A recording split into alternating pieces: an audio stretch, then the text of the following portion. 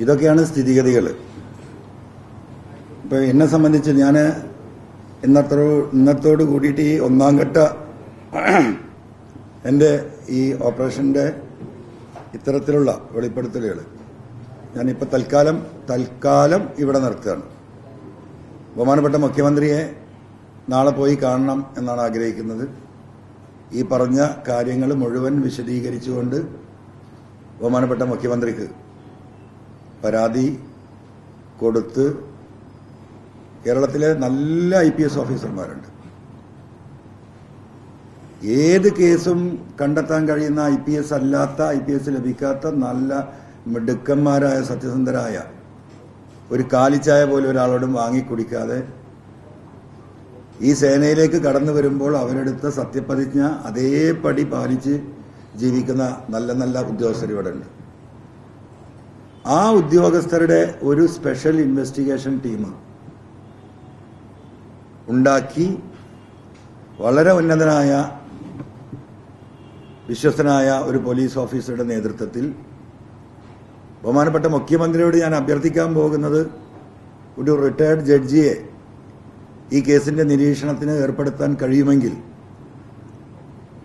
അതുകൂടി സാധ്യമാക്കിക്കൊണ്ട് ഈ കേസുകൾ പരിശോധിക്കപ്പെടേണ്ടതുണ്ട്. ഈ കൾപ്രിറ്റുകൾ ഈ സേനയിൽ നിന്ന് പുറത്തുപോയി അവർ ചെയ്ത കുറ്റത്തിന് ഇന്ത്യയിലെ ശിക്ഷാ നിയമങ്ങൾ എന്താണോ അതിന് വിധേയരാകേണ്ടതുണ്ട്. സത്യസന്ധമായും ഭയമില്ലാതെയും പ്രവർത്തിക്കാൻ കഴിയുന്ന ഒരവസ്ഥ പോലീസ് സേനയിൽ ഉണ്ടാക്കണം. ഇന്ന് യഥാർത്ഥത്തിൽ അതില്ല എന്ന് എനിക്ക് ബോധ്യമുണ്ട്. കാരണം ഇദ്ദേഹത്തെ പേടിയാണ്. അദ്ദേഹത്തിന്റെ ഏറ്റവും സുഹൃത്തായ സുജിത് ദാസ് തന്നെ വെളിപ്പെടുത്തുന്നുണ്ട് ടെററാണ്. അപ്പം അങ്ങനെയാണ് അദ്ദേഹം ഉദ്ദേശിച്ചത് നടത്തും. അദ്ദേഹം ഉദ്ദേശിച്ചത് അദ്ദേഹം അടിച്ചേൽപ്പിക്കും. ഒരാൾക്ക് ചെറുവിരൽ അനക്കാൻ കഴിയില്ല.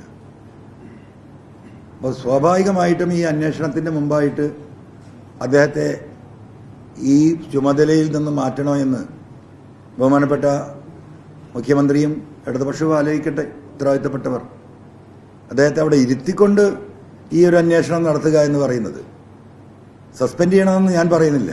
അത് അവര് ഉത്തരവാദിത്തപ്പെട്ടവർ തീരുമാനിക്കട്ടെ.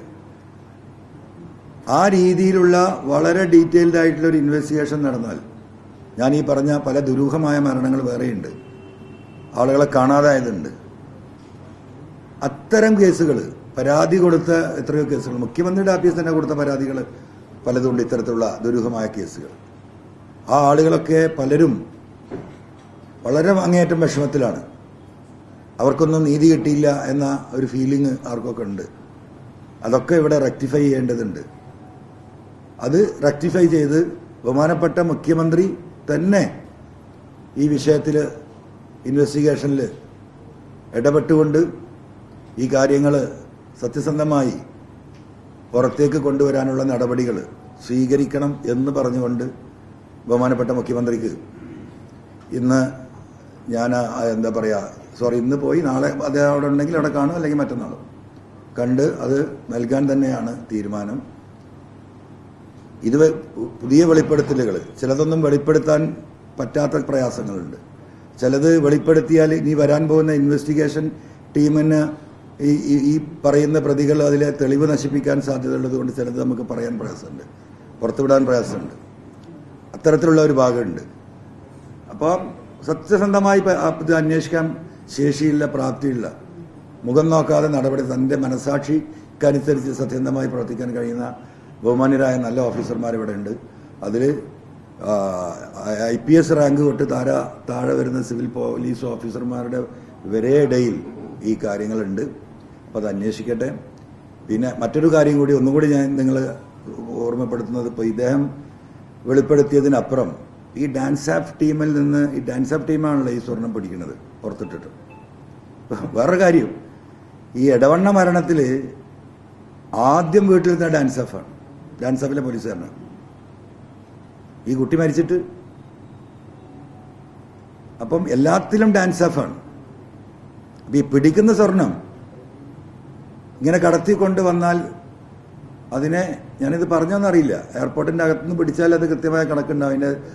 അതിൻ്റെ സർവൈലൻസ് സിസ്റ്റവും കാര്യങ്ങളുണ്ട്. ഒന്നും അതിന് തൊടാൻ കഴിയില്ല.